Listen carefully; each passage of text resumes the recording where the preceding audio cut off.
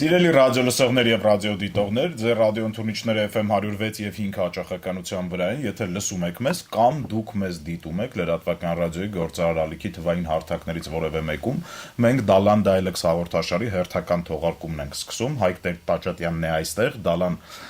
ընկերության օպերացիոն տնօրեն, ում հետ դուք արդեն ծանոթ եք, լսել եք, եւ Մարինե Պետրոսյանը Energy Systems ընկերության ծրագրերի տնօրեն։ Բարև ձեզ գործընկերներ։ Հայկի հետ նախորդ թողարկմանը երկար խոսել ենք թե նախագծի մասին, թե լիդի մասին, բայց այսօր կարծես թե ձեզ հրավիրել է։ Այսօր մենակ չեմ եկել։ Այո, որ ինձ եւ ձեզ իհարկե ավելի մանրամասն պատմեք, ինչ է լիդը, ինչու է Հայկը այդքան շատ խոսում դրա մասին եւ ինչու է համարում, որ դա լուրջ առավելություն է, որ Դալան նախագիծը ունենալու է լիդ սերտիֆիկատ։ Երկու խոսք այն մասին, թե ինչ է լիդը։ Լիդը շինարարական նախագծերի հավաստագրման կանայք ստանդարտների համակարգ է, որը հիմնականում միտված է ապահովելու տվյալ շենքի այցելուների եւ բնակիչների, եթե դա բազմաբնակարան շենքեր են եւ աշխատողների, եթե դա կոմերցիոն նախագիծ է, ավելի լավ կենսապայմաններ, առողջություն, բնապահպանական լավ պայմաններ եւ այլն։ Ստեղծվել է մի խումբ շինարարների կողմից միջազգային մակարդակով, ամերիկյան համակարգ է եւ ներառված են հարյուրավոր ամերիկյան մասնագետներ, ովքեր որ մի գեղեցիկ օր հասկացել են, որ ածխածնային արտանետումների բնապահպանական ազդեցության հիմնական մասը շինարարական նախագծերն են եւ անհրաժեշտ է դրանց ազդեցությունը սահմանափակել ոչ միայն ածխածնային արտանետումների, այլ նաեւ բնապահպանական այլ պահանջների։ Ստեղծել են լիդ համակարգը, որով հնարավոր է տարբեր տեսակի շինարարական նախագծեր հավաստագրել, դնել բնապահպանական որոշակի ստանդարտների եւ պահանջների մեջ, որպեսզի բնությանը եւ երկրագնդին ավելի քիչ վնաս հասցնենք եւ ապահովենք ավելի առողջ հասարակություն։ Դրա համար եք դուք որոշել շենքը համապատասխանեցնել այդ ստանդարտներին։ Ինչն է ձեզ դեռ թե գնալ այդ համակարգին։ Մասա, մենք շենքի նախագիծը այն անգամ ես պատմեցի, որ սկսել ենք 2016 թվականին։ Իրականում մենք չգիտենք լիդի ինչ էր, ինչպես բոլոր են մարդիկ, ովքեր մեր ծրագրին միացան 2022 թվականից սկսած։ Բայց մենք հասկացանք, որ այսինքն թիրախը խոշոր IT ընկերություններն են, խոշոր ընկերությունները, ովքեր ունեն կարիք իրենց աշխատողների լավագույն պայմանները առաջարկելու։ Այդ ընկերությունների ասենց ասած մեկ ընդհանուր գաղափարախոսությունը լավագույն տեղն է, այսինքն խոսքը գնում է ֆիզիկական ենթակառուցվածքի մասին, իրենց գրասենյակների մասին, իրանք պետք է գտնեն լավագույն հնարավոր տեղը։ Եվ եկավ հասավ մի հատ կետ 2000-ական թվականների վերջին արդեն դեպի 2010-ականների սկիզբ, որ բոլոր խոշոր ընկերությունները հասկացան, որ կան տարրական պայմաններ, որոնք կարելի է ստեղծել, որ աշխատողները լավ ապրեն, լավ սնվեն, լավ աշխատեն, պրոդուկտիվ լինեն, լավ զգան։ Օրինակ Google-ի Office-ը այդ առումով, Google-ի Office-ը մի փոքր քաղաք է, այնտեղ կարելի է ապրել, կարելի է քնել, կան սենյակներ, որտեղ կարելի է գնալ խաղալ, կամ վճար ուտելի, կամ նոր մենյու ամեն օր, եւ ամբողջը լիդի, կարծեմ պլատինումն է ստացել, դա չեմ հիշում որն է, բայց լիդի սերտիֆիկատ են ստացել։ Այս պահի դրությամբ Google-ը չի գնում աշխատելու որևէ ուրիշ երկրում, եթե չկա այնտեղ լիդի շենք, որը իրենք կարող վերցնեն։ Սա հենց այնպես չի, ու մենք այդ ամեն ինչը տեսնելով խորացանք, ուսումնասիրություններ արեցինք մեր ճարտարապետների թիմի հետ, եւ այդ ժամանակ հանդիպեցինք Հայկին Հարությունյան եւ Արմենին Ղարեբյան, ովքեր Energy Systems-ի հիմնադիրներն են։ Իրանք Հայաստանի առաջատար մասնագետներից են մաքուր էներգիայի ստեղծման ոլորտում, եւ իրենք ունեն բավական մեծ քանակությամբ արագային պանելներ դրած, հիմա նաեւ արհեստական բանականությամբ այդ պանելների մենեջմենտի աշխատանքների մեջ են մտել։ Իրենք գիտեն լիդի ինչ էր։ Արմենի գրասենյակում մի հատ այսքան հաստության, այսպես մի հատ գիրք կա, որ ես ասում եմ ոնց ու լիդի աստվածաշունչ լինի։ Մարմինը այդ անգիր գիտե, այսպես հաստության գիրքը դա առաջին հատորն է։ Ու դրա մեջ գրած էր ամեն ինչ, բետոն ինչպեսին պիտի լինի, որտեղից պիտի լինի մոտիկ թե հեռու եւ այլն։ Մենք հասկացանք, որ Հայաստանի աշխատանքային ինդուստրիան մի level վերև բարձրացնելու կամ մի քանի level վերև բարձրացնելու գլխավոր գրավականներից մեկը լավագույնը ստեղծելն է։ Եվ վերջի 20 տարվա ընթացքում Հայաստանը գնալով հագենում է եւ լցվում է, չի հագենում, այսինքն լցվում է ավելի ու ավելի շատ մասնագիտացված աշխատողներով, ովքեր նույն ուղղության են հետևում, ինչ որ Google-ի, Amazon-ի, Apple-ի եւ մնացած խոշոր ընկերությունների աշխատողները։ Եվ հասկացանք, որ լիդն է գլխավոր նախապայմանը։ Ու մենք գտանք այն ընկերությունը, որը մեր ձեռը բռնած լիդի ճանապարհով կքայլի։ Ու ճանապարհը հեշտ չէր, որովհետև ամենամեծ խոչընդոտը մեր հայկական իրականությունում զարգացած մասնագետներին եւ ճարտարապետներին բացատրելն էր, որ այն ինչ որ դուք գծել եք մինչև հիմա, դա պետք է լրիվ դնեք մի կողմ, լրիվ նոր բանի վրա աշխատեք։ Այսինքն ինքը այդ աստիճան տարբերվում է, Այո, կտրուկ։ հայկական ստանդարտ մոտեցումներից։ Ավելի շատ ստանդարտ չէ, բայց օրինակ եթե բերեմ, մենք շենքը նախագծել էինք բավական մեծ մետաղական կոնստրուկցիաներով, արմեն ենք, այսինքն լիդի մեր թիմը եկավ, ասաց չի կարելի։ Եթե դուք ուզում եք ստանալ լիդի սերտիֆիկատ, ապա պետք է անեք բետոնային, երկաթ բետոնե կոնստրուկցիա, ինչու, որովհետև դուք բետոն արտադրում եք ստեղ։ Իսկ այդ մետաղը պիտի բերեք չգիտեմ որտեղից, այսինքն հազարավոր կիլոմետր հեռու, գնաց պիտի գա, դիզել պիտի վառվի եւ այլն եւ այլն։ Ունեք բետոն, սարքեք բետոնով։ Ու մենք լրիվ 0-ից նորից ենք հավաքել շենքի նախագիծը։ Ու մնացածը Մարինեն կասի, էլի հիմնական բանը։ Հա, քանի որ լիդ առհասարակ բավականին համապարփակ պահանջների համակարգ է, շատ կարող է թվալ թե իրականում բարդ է, բայց իրականում բոլոր նման տիպի սերտիֆիկացման համակարգերը հիմնված են ինչ որ մի երկրի շինարարական ստանդարտների վրա։ Լիդը կոնկրետ հիմնված է աշխարհի-ամերիկյան ստանդարտների վրա, որը կրկին լրիվ լոգիկայի սահմաններում գտնվող շինարարական նորմեր եւ համակարգեր են, նմանը կա նաեւ Հայաստանում։ Մեր խնդիրը պարզապես կայանում է ստանդարտների եւ հայկական ստանդարտների նորմերի համակցությունը։ Մեզ համար դժվար է Հակասություններ չկան այդտեղ։ Կան հակասություններ, բայց այստեղ կարևոր է շեշտել, որ լիդը ասում է, եթե կա որոշակի ավելի խիստ տեղական նորմ կամ պահանջ ընդունել ավելի խիստ է։ Բոլոր այն դեպքերում, երբ որ տեղական որևէ պահանջ կամ նորմ այդ ոլորտում կամ այդ պահանջում չկա, արդեն կիրառվում է լիդի պահանջը։ Խնդիրը պարզապես այն է, որ ժամանակակից տենդենսները արդեն ամբողջ աշխարհի մակարդակով գնում են նրան, որ բնապահպանական մոտեցումը շինարարություն իրականացնելուց արդեն դարձել է կարևոր պահանջ։ Երբեմն որոշ երկրներում սկսում են արդեն պարտադրել, Հայաստանում դա բնականաբար կամավոր հիմքի վրա է, բայց արդեն այնքան կարևորում են, որ պետական կառույցներն նույնպես անդրադառնում են դրան, փորձում են որևէ կերպ հասկանալ, թե ինչպես կարելի է ներդնել տեղական ոլորտում շինարարական դեռ քայլերը նոր են, անելու շատ բան կա, կարևորը որ արդեն ֆիքսել են, որ նման համակարգ կա, որը պետք է կիրառել։ Եվ ընկալումն է ֆիքսվել, որ ինքը պետք է, այսինքն ընկալումը կա պետական մարմինների կողմից։ Կա շատ տարբեր խնդիրներ, օրինակ նույն շինարարական ընկերությունը, որը որ ուզում է լիդ սերտիֆիկացիա ստանալ տվյալ նախագծի համար, որոշ կրեդիտների պահանջներով կրեդիտ պիտի ասեն, որտեղ հայկական համարժեքը չկա այդ բառի ոնց որ թե տվյալ միավորը ստանալու համար պիտի գործ ունենա պետական որևէ կառույցի հետ, ստանա որոշակի թույլտվություն կամ ինչ-որ փաստաթուղթ կամ ինչ-որ հավաստում, քանի որ պետական կառույցների համար դա նորություն է, դեռ չգիտեն ինչ է, process-ը երկարում է, բարդանում է, որքան շատ ինֆորմացվածությունը, տեղեկացվածությունը բարձրանա, շատանա, այնքան ավելի հեշտ կլինի։ Process-ը արդեն գնում է։ Այն ինչ որ միջավայրն է ստանում, այսինքն էկոլոգիական հատվածը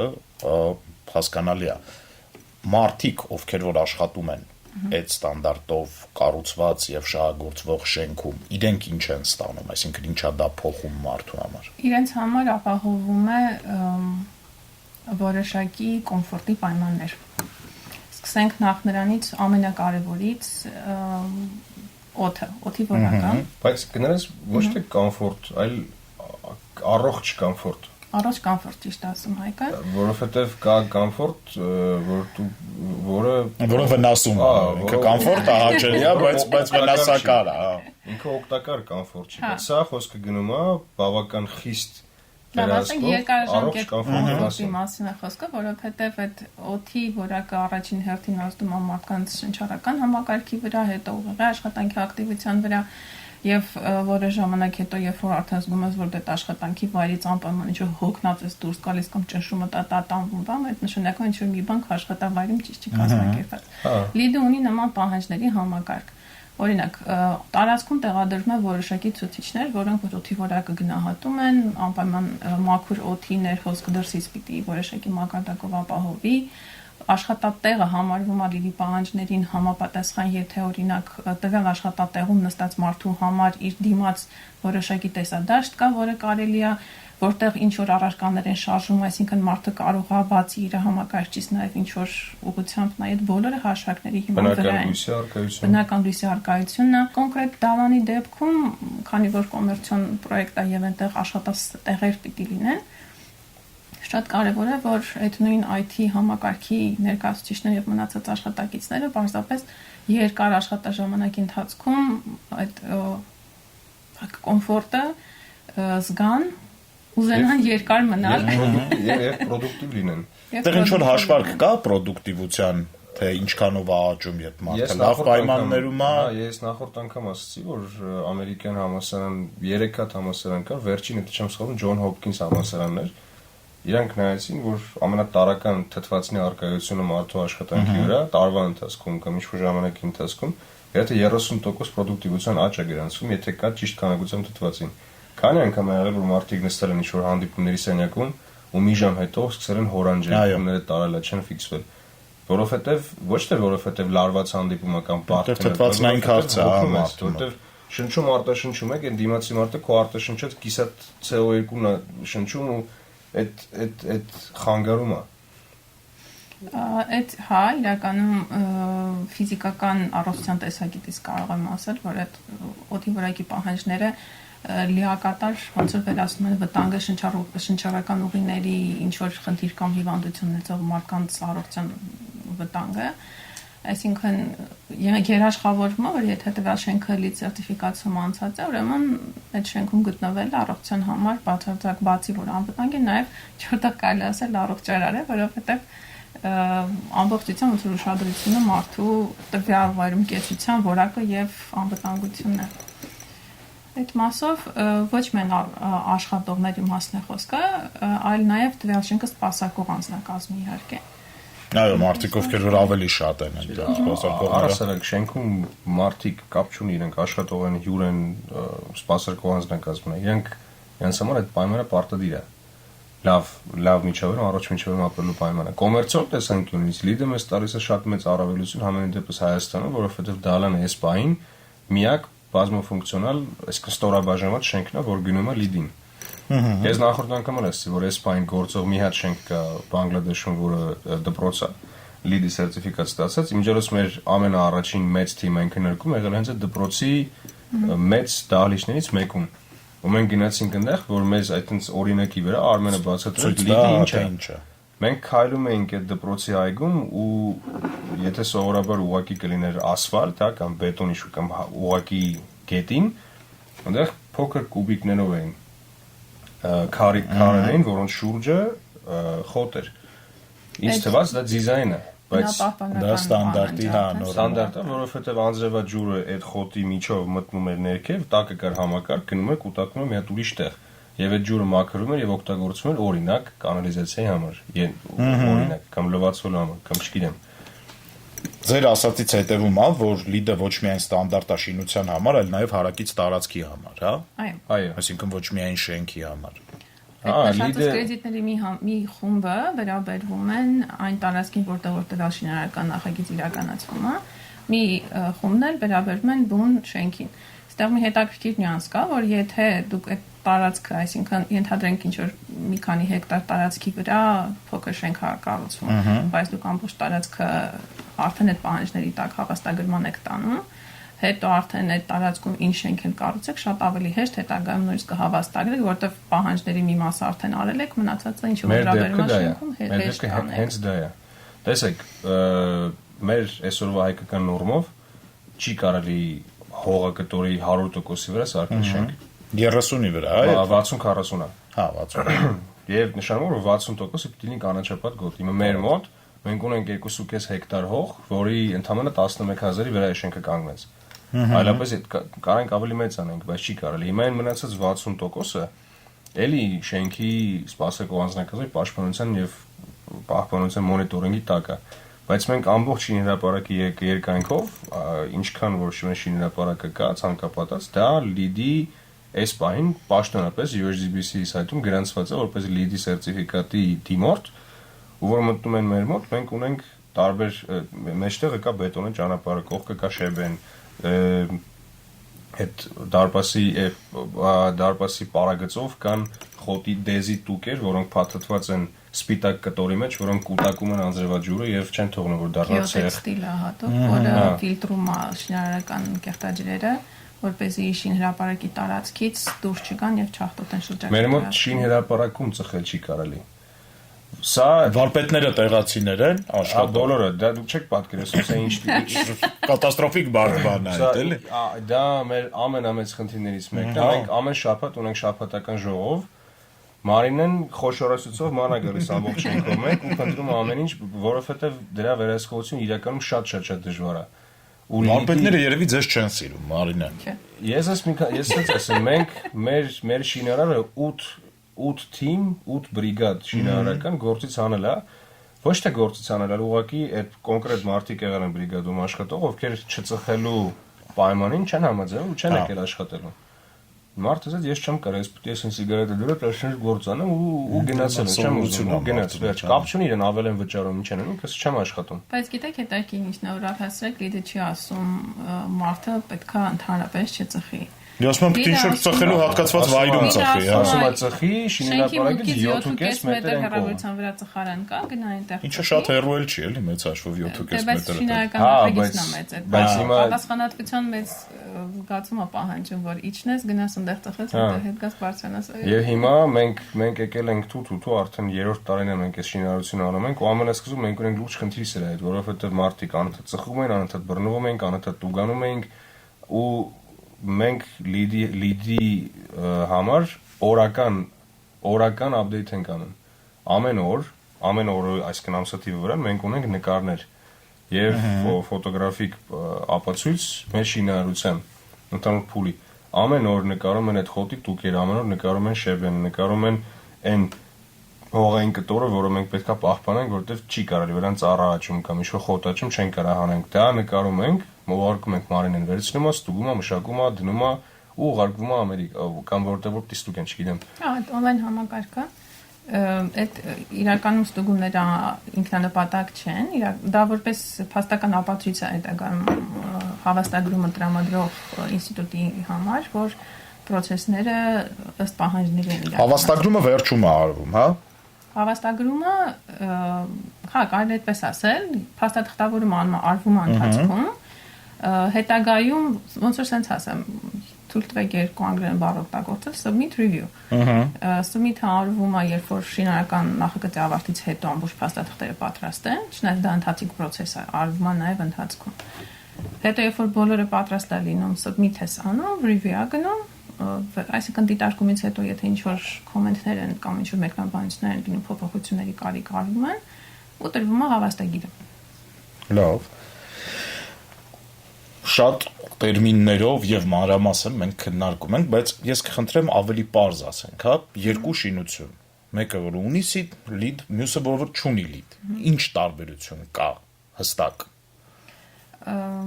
Կարելի է տարբերությունը խմբավորել բնապահպանական, կոմերցիոն Սկսենք երևի բնապահպանականից երկարաժամկետում հատկապես մեր իրականության մեջ որտեղ շինարարական նախագիծ իրականացնող ընկերության առաջին հերթին կոմերցիոն կողմը հետաքրքրում դա այդքան էլ էս կարևոր չի թվում բայց իրականում շատ կարևոր կլինի հետագայում տարբերությունը բնության վրա թողած ազդեցության կտրուկ նվազումը կլինի Դրա կոմերցիոն կտորը կլինի էներգասպառման եւ ռեսուրսախնայողության պահ, այսինքն այնտեղ պահանջներ կան, որոնց արդյունքում տվյալ շենքի կողմից օգտագործվող հոսանքը, ջուրը եւ այլ բնական ռեսուրսների ծավալները կտրուկ նվազում են, ինչի արդյունքում բնականաբար կոմունալ ծախսերն են նվազում, շենքի սպասարկման եւ շահագործման փուլում ծախսերն են նվազում Այդ պահին շինարարությունը իրականացնողին կարող է դա ոնց որ երկարաժամկետում չհետաքրքրի, բայց հետագայում միևնույնն է դա որպես կոմերցիոն արդյունք միևնույնն է լինում է եւ կարեւոր է։ Իսկ որպես կոմերցիոն հետաքրքրություն, եթե երկու շենք վերցնենք, որը մեկը ունի լիդ, մյուսը չունի։ Այնպիսի ընկերությունների համար, որոնք ինչպես Հայկը նշեց, կարևորում են արդեն ինչ-որ բարձր չափանիշներ, բնականաբար հետաքրությունը ավելի շատ դինելու է լիդը ստացած շենքին։ Բացի այդ, ներողություն, Հայկյան, բացի այդ, տվյալ շենքի արժեքը որպես անշարժ գույք, որպես տարածք, որը կարելի է օգտագործել, որտեղ կարելի է աշխատել, ապրել կամ գործել, կամ ծավալել ինչ-որ արտադրական գործունեություն, դա էլ է հնարավոր, ցանկացած արտադրական տարածք կարելի է լիդ սերտիֆիկատ ստանալ։ Տվյալ դեպքում անշարժ գույքը արդեն թե որպես վաճառող, թե որպես վարձակալվող տարածք շատ ավելի բարձր արժեք ունի, որը շուկան ոնց որ Ես հենց այդ եմ ուզում ասել, կոմերցիոն հետաքրքրությունն արդեն։ Հաջորդ տրամաբանական հարցը, բայց սրա գնի տարբերությունը ի՞նչ է։ Դրա մասին էլ է ուզում խոսենք։ Այսինքն մենք հիմա զրուցում ենք սա է արվում, սա է արվում, սա այսպես է, սա այսպես է, սա այսպես է, բայց ինքը վստահաբար ազդում է ինքնարժեքի վրա, չէ՞։ Տոկոսով ինչքան, եթե գաղտնիք չի։ Ես անկեղծ ասած չգիտեմ, որովհետև Ես կասեմ։ Իրականում միջազգային վիճակագրական տենց ցուցանիշ հաշվարկ կա, որ եթե ծախսերի առումով դիտարկենք, լիդ սերտիֆիկացման գնացող շենքի շինարարական բյուջեն, շենքի չասեմ, շինարարական պրոյեկտի, դա կարող նիսկ լինի բնակելի թաղամաս, մոտավորապես 3-ից 5%-ով աճում, եթե իրենք սահմանված նորմերը պահպանելու միտումով են կազմել իրենց բյուջեն։ Այսինքն, եթե ինչ-որ sense սահմանված նորմերի պահպանման հիման վրա մի հատ էլի դես ուզում անել, քո բյուջեն աճում ընդամենը 3-ից 5%։ Բայց դա խոսքը գնում է դա հավանաբար Հայաստանի մասին չի եղել։ Դե ասեցի դա միջազգային։ Այո, այն երկրներում, որի ստանդարտները լիդին ավելի մոտ է, դա մենք ադապտացնում ենք հայկական իրականության, հայկական ենթակառուցվածքներին, այսօրվա դրությամբ չկա որևէ ստանդարտացված նորմ, որը հնարավորություն կտա լիդին սպասարկել այնպես, ինչպես լիդը իրականում պիտի սպասարկվի։ Այսինքն մենք դալանում էքսպերիմենտ ենք արել։ Ու լիքը բան արել ենք 0-ից։ Մենք սարքեցինք մեքենաները լվանալու էստակադա, որը արդյունքում ստանդարտացվեց կառավարության քաղաքապետարանի որոշումով։ Մենք ունեցանք փոշու դեմ պայքարելու տարբեր միջոցներ բերեցինք, որը հետագայում դարձավ փոշու ցանցերի կիրառություն, օդի դատчикներ եւ այլն, որը նույնպես ստանդարտացվեց։ Հիմա մենք լինելով առաջինը, մեզնից իրականում արուն է խոսել այս ամեն ինչը, ու մենք շատ մեծ դժվարությամբ ենք սրան ասել, որովհետեւ 3-5% ավել ծախսելու փոխարեն մենք ծախսել ենք մի քանի անգամ ավել։ Չգիտեմ ինչքան, որովհետև մի հատ սրանից պետք է առանց լիդի սարքենք, որ հասկանանք տարբերությունն ինչ է։ Օրինակ, այս նույն հարցը տվեց վարչապետը, երբ եկել էր հիմնարկեքին, ասաց, «Ժողովուրդ, այս ինչ որ դուք անում եք լիդով, սրա տարբերությունը ինչքան է»։ Շինարարը ասաց, «Գաղափար չունեմ, ես չգիտեմ, ինձ ուղղակի ասել են, սենց պետք է արվի, ես գնացել եմ, էս եմ փնտրել»։ Եվ հաշվարկը ըստ այս բանի առաջադրանքի է մենք գնացել ենք փնտրելու եղել լրիվ նոր բան, մենք էլ չենք կենտրոնացել դրա ու մի հատ ուրիշի տարբերությունը, մենք հստակ իմացել ենք դրանք լիդով։ Շատ ծիծաղալու էր 2022 թվականին, երբ մենք արդեն նախագծողների թիմը հավաքվում էր, ու գալիս էր Արմենը, գալիս էր Մարենն ու սկսում են ասել, «Ժողովուրդ ջան, այս ինչ որ գծել եք, այս մաքրեք, սա լիդի համապատասխան չի»։ Ու սենց ես կում ես տղեկ կարմրում են ինչ-որ ծուխը դուրս գալիս ականջներից, որովհետև չեն հասկանում, լավ ես ինչ էլ վերջը ուզում ես մարդիկ։ Ինչն է որ այն չի մեր արածի հետ, որ եկել ասում մի արա։ Ու փոխում է նախագիծը, անդադար փոխվում է։ Մենք օրինակ սովորական ապակիներ ենք ուզում դնենք, մարդիկ կտրուկ ասին չի կարելի, որովհետև ձեր ապակե ֆասադը, ապակե երեսպատումը շենքի ջերմային իզոլացիայի առաջին շերտն է։ Մեր ապակին այսպես հաստություն ունի 31 մմ է, 3 շերտանի տրիպլեքս ապակի է։ Ես որևէ տենդեր կամ որևէ ուրիշ ներմուծվող ագրեգատ առնելուց առաջ մինչև Մարինեն չի ասում օքեյ, ես երբեք ոչ մի բան չեմ պատկերում։ Բարդ վերահսկող է Մարինեն, հայ։ Շատ։ Իրականում շատ, բայց ասեմ, նայեք, վերահսկողությունը բարդ է, որովհետև հայկական շինարարական մշակույթը դեռ այդ լեվելի չի ասել։ Ես 3 եմ վերադարձել Ֆրանկֆուրտից, որտեղ քաղաքի կենտրոնում անում են շինարարություն, որի կողքը մարդիկ կոֆե են խմում։ Ակտիվ շինարարություն բարձրակ շենքի, չկար կեղ, չկար աղմուկ, չկար փոշի, չկար ինչ-որ տարօրինակ շարժ, չկար փագած փողոց, չկար քանդուկարապեղած մայթ, որովհետև այդ մարդիկ արդեն սիստեմավորված, զարգացած ենթակառուցվածք ունեն, որը հենց այս կանաչ շինարարական պրոցեսները եւ ընթացակարգերը ժամանակի ընթացքում ստանդարտացնելով եկել հասել այդ կետի։ Մենք դեռ չունենք։ Դալանի վրա այս ամեն ինչը երևում է մաքսիմալ լավ, որովհետև մեր շուրջը այս բան դատար կա փաստացի, մենք տեղ ունենք։ Այդտեղ մի հատ ինձ համար շատ այսպես բավականին տեսանելի օրինակ կա, երբ որ նոր սկսել էի արդեն դարանի հետ համագործակցել, միաժամանակ նաև իմ սեփական բնակարանը նորակառույցում ընթացքի մեջ էր, ես նույն ժամանակահատվածում մտնում էի եւ այս շինարարական նախագծի տարածք եւ այն շինարարական նախագծի տարածք, շատ ժամանակ նույն օրվա մեջ այստեղից դալանից մաքուր դուրս էի գալիս գնում եմ մտնում այնտեղ մինչև ծնկներս փոշի է լինում դուրս էի գալիս։ Բոլոր մասնագիտությունները ինչ-որ դեֆորմացիա ունեն, չէ՞, մարդուն մասնագիտական դեֆորմացիա կա։ Հիմա ձեզ չի նյարդայնացնում մնացած շին հրապարակները, որոնք որ դուք տեսնում եք, որոնք որ սերտիֆիկացված չեն։ Իրականում այդտեղ կան պահանջներ, որոնք տրամաբանական են թվում, որ պիտի բոլորը պահեն, պարզապես մեր մոտ երևի այդ մշակույթը դեռ այդքան մտած չի, հետ թեկուզ հենց նույն շինարարական նախագծի տարածքը մաքուր պահելը։ Դա շատ կարևոր է։ Մեզ մոտ օրինակ Դալանում հստակ պահանջ կա, որ եւ կենցաղային եւ շինարարական պիտի տեսակավորված տարածքից դուրս գա, հաշվման նույնիսկ խորանարդ մետրով ինչքան ախվա դուրս գալիս։ Բայց վերջում ուր են տանում տեսակավորված։ Վերամշակման։ Հա։ Ոնց որ հաշվարկվում է, որ ծավալը շինարարական աղբի ճնշող մեծամասնությունը շինարարը հետ է վերցնում։ Ահա։ Հենց շինարարը տանում է, որովհետև օգտագործում են տարբեր բաների համար։ Փայտը վառվում է կամ մշակվում, թուղթը վերամշակվում է, մակուլատուրա է դառնում, մետաղները այրվում են, ձուլվում են, ստանում են ինչ-որ ուրիշ բաներ։ Մենք նույնիսկ բետոնը տեսել եք, չէ՞ որ բետոնի շաղախի մեքենայի մեջից միշտ ինչ-որ քանակությամբ բետոնը թափվում վերջում։ Մենք դա թափելու փոխարեն սարքում ենք բետոնի հակակշիռ պրացիվավեսա կոչվում, հակակշիռա կոչվում, են դնում են կռանի այն մյուս կողմի վրա։ Հայկ վարդի պատմությունը հիշում ես։ Հա, Մարինեն ծառն ի մեր շինարարապարակում։ Մի հատ ծառ կա, մի հատ ծառ, որի շուրջը աճում է 3 հատիկ վարդ։ 3 հատիկ վարդ։ Բայց եկեք սկզբից սկսենք, մի անգամ մի շաբաթ բացակայից հետո հաջորդ շաբաթ ժողովին գնացի, ինչ որ տեխնիկական պատճառով այդ ծառի կողքը հատվածում այդ բետոնային արտահոսք էր եղել, բնի մոտիկ։ Այդտեղ մենք ունենք մուտք, որտեղ երբեմն ուտեղ թափվել էր այդ բետոնը մեծ քանակությամբ, ծառի վրա էր եկել։ Այդ օրը շինարարը ինչ օրը մեզ գցեց։ Բողոքը շատ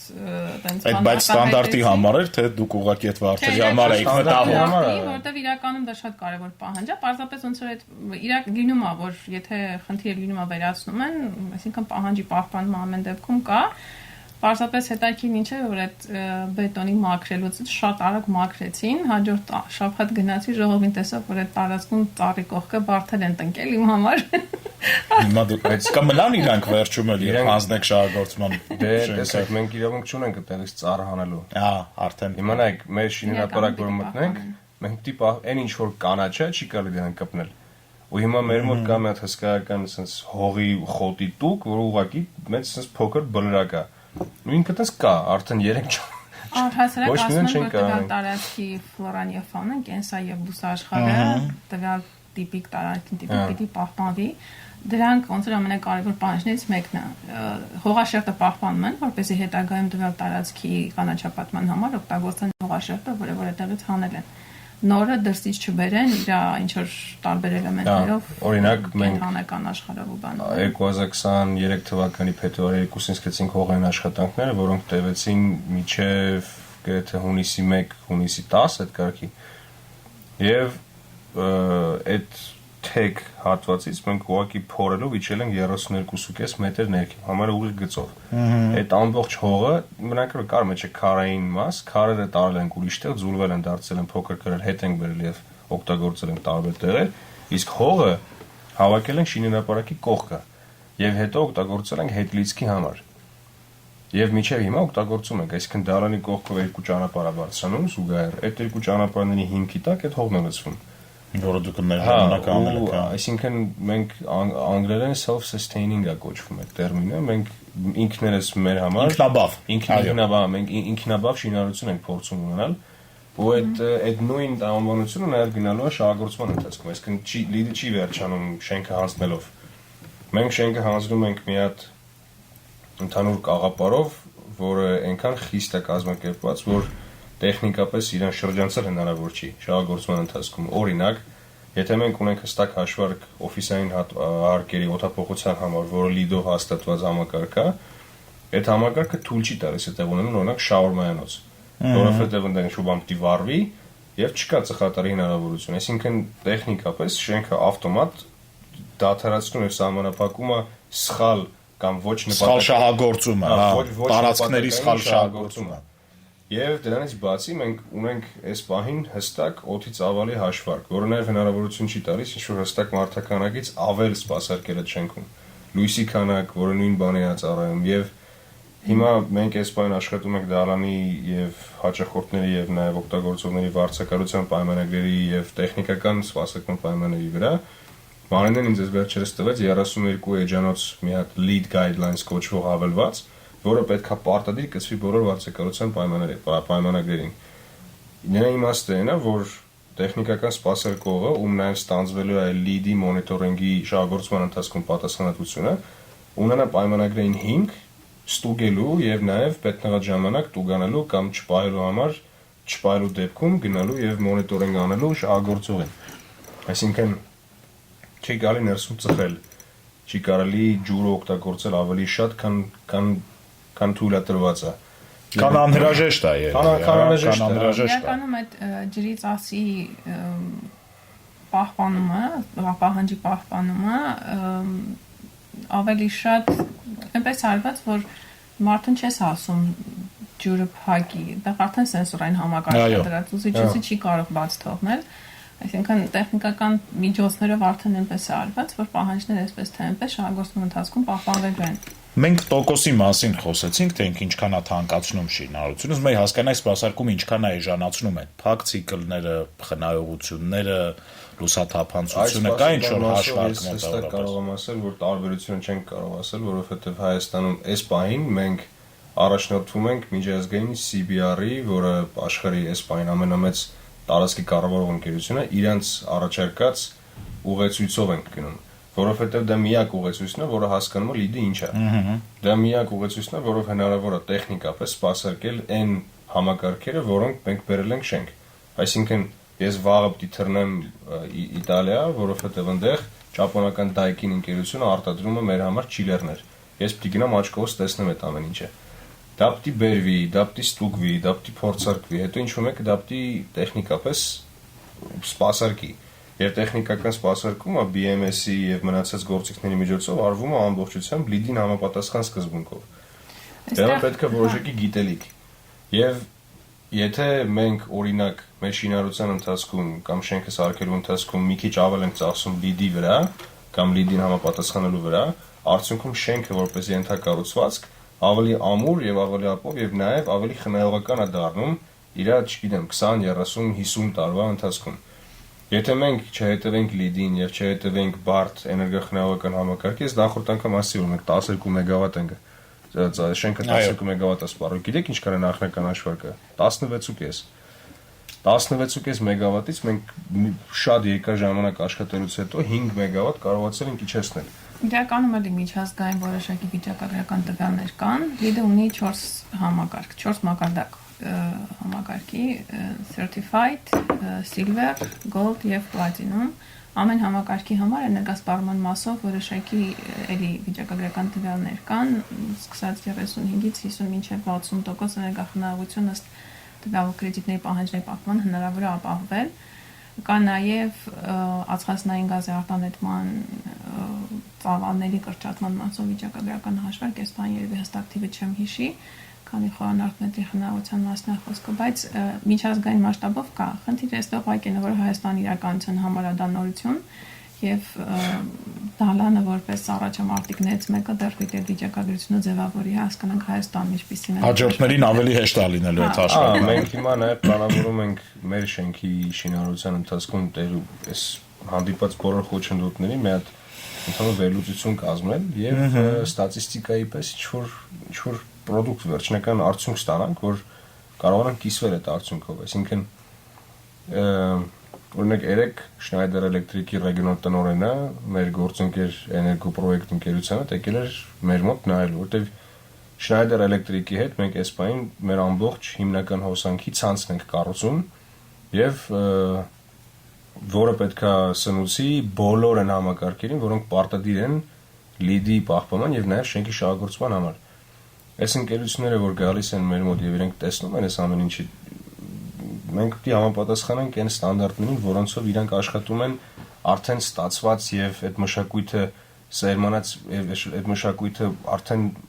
որդեգրած օգտագործող, այո, որդեգրած երկրներում։ Այս մարդն եկել է Ռումինիայից, մենք հետո ունենք հյուրեր Գերմանիա, ունենք գործընկերներ Վրաստանից, ունենք գործընկերներ Բելարուսից, ունենք գործընկերներ Գերմանիայից, իրենք բոլորը ինչ որ չափով արդեն գիտեն սա ինչ է։ Հայկական իրականությունը դեռ աշխատանքային մշակույթի մակարդակի վրա դեռ չի մտերմացել այս ամենի հետ, այնքան ինչքան պետք է։ Բայց այս տեսակ կառույցների եւ այս տեսակ աշխատանքային մշակույթի ձևավորումը մոտակա, չգիտեմ, 10 կամ 15 տարվա ընթացքում իրականում կարա հեղաշրջի եւ ավելի լավ, ավելի հեշտ սարքի ենթակառուցվածքների զարգացումը։ Ընդհանուր առմամբ, ընդհանուր առմամբ, ոչ թե ըստ պրոյեկտի, այլ ընդհանուր առմամբ քաղաքի համար, երկրի համար եւ այլն։ 40 րոպե մենք զրուցում ենք արդեն գործընկերներ։ 40 րոպե։ Այո։ Փորձենք ամփոփենք, ես մի հարց ունեմ։ Ամենաբարդ բանը, որին որ դուք բախվել եք այս process-ի ընթացքում, ինչն է եղել ամենադժվար բանը, ինչը որ հաղթահարել եք։ Կարող է իրանք տարբեր լինեն, ասեմ ձեզ։ Մարինե։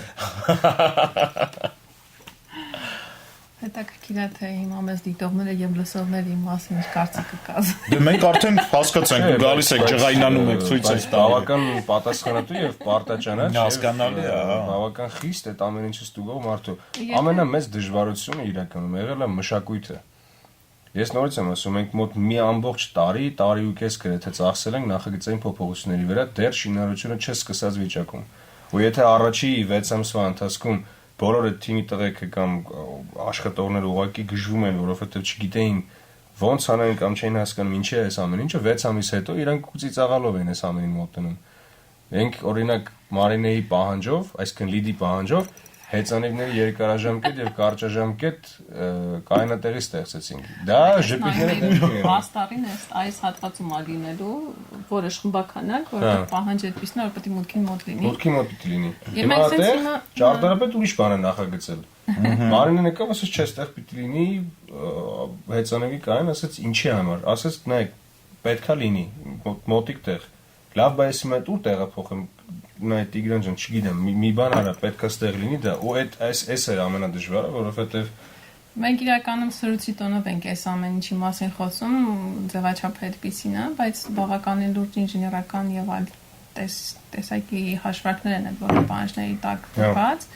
որոնք որ ռացիոնալ եւ բացատրելի են, չէ՞, այսինքն մարդը հեծանվային կանատեղների պահանջն էլ հենց այնպես չի, այդ ամեն ինչը գնում է նրան, որ մարդիկ ստիպված չլինեն մեքենա շատ վարել, հասնել այստեղ ստիպված են մեքենայով, ինչ որ տեղ գնալ, բոլոր տեսակի ենթակառուցվածքները ստեղծում են, որպեսզի մարդը շատ հեշտությամբ կարողանա թե ոտքով թե հեծանվով իր ցանկացած վայրը դալանից գնալ եւ վերադառնալ առանց օդը աղտոտելու, առողջ ապրելակերպ եւ նման այլ պահանջներ։ Բացի այդ հեծանվային կանատեղները նույնիսկ հանդերձարաններ եւ լոգախցիկներ նախատեսված, այսինքն ցանկացած աշխատող մեքենան փոխարինել հեծանվով եւ ընդհանրապես չանհանգստանալ թե դալանում աշխատելը ինչքանով հարմար է տեսանկյունից, նենց որ իրականում ինժեներական հաշվարկներ, տարբեր հաշվիչներ, չգիտեմ, բարդ պահանջների ապահովում, բայց այդ ամեն ինչը բավականին լավ նպատակի համար է։ Այդ յուրաքանչյուր նախագծային փոքր փոփոխություն նշանակում էր, թե հսկայական 50-60 հոգանոց ինժեներների ու թիմը պետք է զրոյից սկսեր աշխատել։ Եվ մենք մեր բախտը բերեց ուղղակի, որ մենք ունենք իսկականից լավ մասնագետներ, ովքեր չնայած նրան, որ իրանց ամբողջ կյանքը ապրել եւ աշխատել են Հայաստանում, իրենք տեղյակ են միջազգային նորմերից այն մակարդակի վրա, որ հեշտությամբ, չասեմ հեշտությամբ, բայց առանց կորելու, առանց գիտելիքը կորցնելու կարողացան գտնել լուծումը։ Այստեղ երևի թե Energy Systems-ի դերը կարամ շեշտեմ այն առումով, որ հայկական նախագծի իրականացման դեպքում լինելով տեղական ընկերություն կանգնած լինելով այդ բոլոր ընկերությունների կողքին հնարավորություն ունենք առօրյա բավականին հաճախակ իրականացնող մոնիտորինգի եւ խորհրդատվության արդյունքում process-ը ապահովել այն դեպքում, եթե թիմը ունի դրա կարիքը։ Միջազգային ընկերությունները սովորաբար նման պրակտիկա չունեն, ավելի շատ փաստաթղթային մակարդակ են իրականացնում, բայց մենք Դալանի թիմի հետ արդեն քանի տարվա ընկերներ ենք։ Մենք 4, մեր ամենաառաջի պայմանագիրը եղել է այս Energy Systems-ի հետ։ Ավելի երկար ընկերներ եք, թե գործընկերներ։ Երբ եք սկսել ընկերություն անել, ինչքան կռվելուց եւ վիճելուց հետո եք ընկերներ դարձել։ Գործ եւ ընկերներ։ Տեսեք, մենք իրականում լիդի արդյունքը հիմա երևում է Դալանի վրա, բայց հիմա երևում է դեռ շինարարական process-ի մասշտաբով։ շուտով մենք մի քանի ամսից արդեն շենքի պիտի ավարտին հասցնենք, մոտավորապես մի տարի գրեթե մի քիչ ավելի մի քիչ պակաս շենքը պիտի ավարտվի։ Այդ ժամանակ իրականում լիդի արդյունքը կերևա։ Մենք շահագործման ընթացքում իսկականից կտեսնենք լիդով անելու տարբերությունը ի տարբերություն ոչ լիդով անելու։ Հիմա էլ որ անցնեք շնորհիվ հրապարակի կողքով կզգաք դա։ Հիմա տեսանելի է, բայց իր իսկական նպատակը, այսինքն իր էներգախնայողությունը եւ շահագործման ընթացքում այդ կյանքի եւ աշխատանքի որակի բարելավումը իրականում կերևա օրինակ 28 թվականին կամ 29 թվականին, երբ շենքը լցված լինի ամբողջությամբ։ Այո, երբ շահագործվի մարդիկ աշխատեն։ Այդ ժամանակ կերևա, որովհետեւ շենքը ինքնին ոնց որ մեծ էկոսիստեմ, ոնց որ մեծ մայրցամաք լինի, իր վրա պետքա տեղակայված լինի ամեն ինչ։ Դրա համար պետքա բավականաչափ ռեսուրս եւ ճիշտ տեղակայում եւ նաեւ ճիշտ օգտագործում, որ մարդիկ չնեղվեն, որ ամեն ինչ գնան այնպես ինչպես պետք է գնա։ Դուք երաշխավորում եք, որ ամեն ինչ լավ է լինելու։ Որպես ստուգող, օգնող, խորհրդատու Միշտ այդ չասեմ վիճելու, բայց վիճաբանության թեման կա, քանի որ այդ նախագծի վրա առողջ աշխատանքային հարաբերություն։ Թեման դա է, քանի որ նախագծի վրա շատ թիմեր են աշխատում ու բոլորի գործնեության մեջ կան պահանջներ, որոնք պիտի պահպանվեն, որպեսզի այդ երաշխավորելու պահը լինի։ Այդ հարցը Հայկը շուշուտ հաճախ է տալիս, նաև ծրագրի կոորդինացնող թիմն այդ հարցին շատ հաճախ տալիս։ Ասում այ որ այս ժողովի սեղանի շուրջ նստած մարդիկ բոլորը իրենց ասված պահանջները պահեն, նորից երաշխի կուզենք։ Բայց հենց ասեմ, բոլորը պահում են։ Նայեք, մենք ուզեցինք հստակ ապակի։ Դա չեմ խափելու։ 4 ամիս տևեց, մինչև մենք մեր ուզած ապակին ստացանք, բայց ստացանք ի վերջո։ Մենք ունենք VRF-ի կարիք, հա, VRF-ը օթորակման համակարգն է։ Մենք այդ օթորակման համակարգը ստացանք։ Տևում են ամիսներ ու իրականում դժվար է, որովհետև չկա դրանից Հայաստանում, չկա դրա նորմա, չկա դրա պատկերացումը, չկա դրա պահեստ կամ արտադրություն, բայց ստանում ենք ի վերջո։ Եվ այդ ամեն ինչը մի քիչ երկար է տևում, մի քիչ դժվար է տևում, բայց ի վերջո մենք գալիս ենք հասնում ենք այդ կետին ու արդյունքը երևում է։ Հիմա այդ համակարգերի շահագործումը, օգտագործումը ինքը իր արդյունքը ցույց կտա, չգիտեմ, մի տարուց, տարի ու կեսից, 2 տարուց, երբ որ է, այդ ժամանակ արդեն մենք երաշխավորված կարող ենք տեսնել։ Այո, վստահ եմ ամեն ինչ լավ է լինելու, մենք դեռ պարբերաբար հանդիպելու ենք, պատմելու ենք ձեզ սիրելի ռադիոլսողներ, թե ինչ ընթացքում է շին հրապարակը, իսկ այսօր այսքանը շարունակեք լսել գործարարալիքը, կհանդիպենք։